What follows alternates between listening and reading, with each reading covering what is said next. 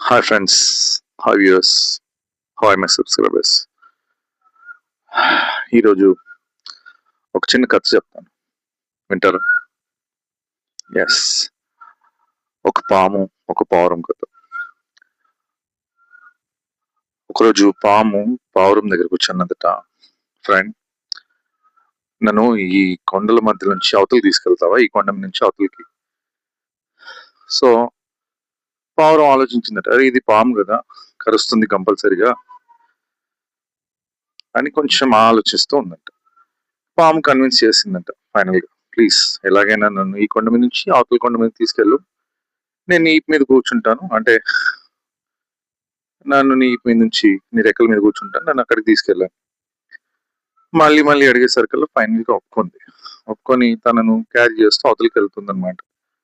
పాము కొంచెం గాలి ఎగిరిన తర్వాత సడన్ గా దాని మెడ మీద గట్టిగా వచ్చేసింది. ఆ పెయిన్ కి అది చచ్చిపోయింది. అది చచ్చిపోయిన తర్వాత కూడా చచ్చిపోవడానికి ముందు అడిగిందట, పాము నువ్వు చెప్పావు కదా నన్ను అవతలు తీసుకెళ్ళాలని, నేను నీకు హెల్ప్ చేస్తున్నా కదా, ఎందుకు ఖర్చావు అన్నది. అది నా నైజం, అంతే. ఆ రెండు కింద పడి చచ్చిపోయాయి. పాముకు తెలుసు అది చచ్చిపోతుందని, అలాగే ఆ పావురానికి తెలుసు అది చచ్చిపోతుంది. సో అలాంటి వ్యక్తులు మన లైఫ్ లో వస్తుంటారు.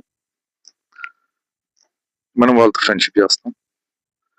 మనకు తెలుసు వాడు చెడ్డవాడని, మనం అనుకుంటాం మనం ఏదో మంచి వాళ్ళం, ఫ్రెండ్షిప్ చేసి వాళ్ళ లైఫ్ ని మారుద్దాం, వాళ్ళు మన లైఫ్ లోకి వస్తే బాగుంటుంది, వాళ్ళని మారుస్తాం, వాళ్ళలో అది చేస్తాం ఇది చేస్తాం అనుకుంటాం, కానీ వాళ్ళ బుద్ధి మారుతుంది. వాళ్ళు పాము లాంటి ఫ్రెండ్స్ అనమాట. మీకు ఇలాంటి ఫ్రెండ్స్ ఉండొచ్చు.